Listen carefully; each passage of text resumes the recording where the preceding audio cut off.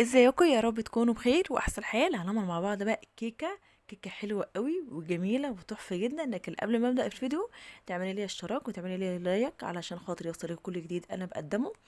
وطبعا عملت كيكه من كوبايه واحده بس عصير من البرتقال. بصراحه طعمها كانت حلوه قوي وجميله، وحاجه كده بسيطه ومش مكلفه ولا اي حاجه، وهتعمليها بس من 3 بيضات ومع كوبايه واحده من العصير البرتقان، وحاجات بسيطة جدا وحاجات مش مكلفة ولا أي حاجة.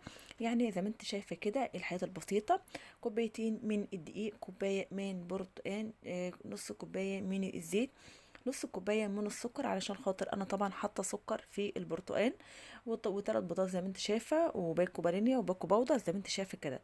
تمام. طبعا لو انت طبعا مش عندك هتعرفي تعصري البرتقان، ممكن تعمليه في الخلاط، بس اهم حاجه ما تكتريش له الميه وانت بتفرمه في الخلاط علشان خاطر ما يكونش عامل زي الميه كده.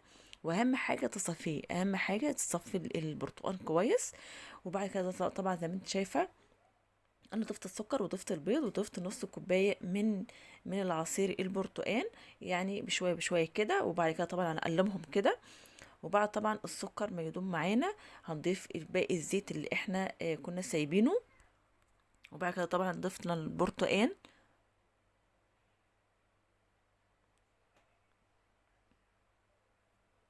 ما شاء الله طلعت كيكه حلوه قوي، كيكه يعني كيكه هشه كده وجميله، من غير بقى اي حاجه عليها بقى، من غير شوكولاته ومن غير كاكاو ومن غير اي حاجه. تاكلها كده ساده كده على كوبايه لبن، كوبايه شاي، كوبايه نسكافيه، اي حاجه انت حابه تشربها عليها، ممكن تشربها مع عصير. بصراحه كانت جميله جدا.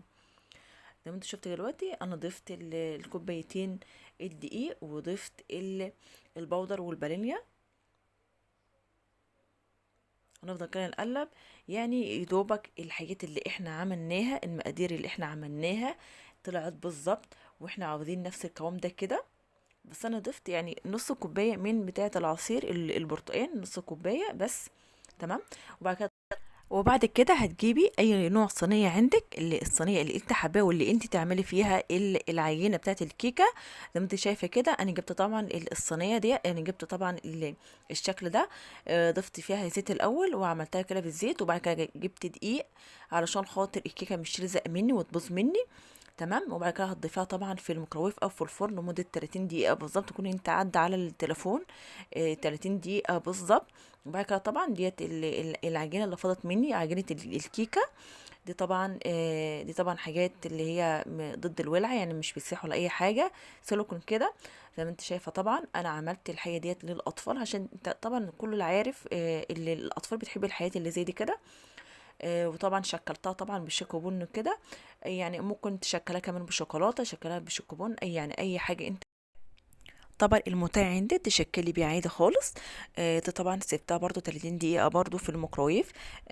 طبعا لازم لما تطلعي الكيكة ما تطلعهاش على طول، يعني ال 30 دقيقة انت عديتي بالظبط 30 دقيقة على التليفون، ما تطلعهاش على طول من الميكروويف علشان خاطر كده هتخسي منك الكيكة لما تكون منفوخة في الفرن او في الميكروويف وطلعتيها كده بتاخد هوا، بتشم هوا وكده فبتخس معاكي. فانت تسيبيها، طفيت عليها النار او طفيت عليها الميكروويف، تسيبيها طبعا براحتها خالص، وبعد كده تطلعيها بعد 10 دقايق.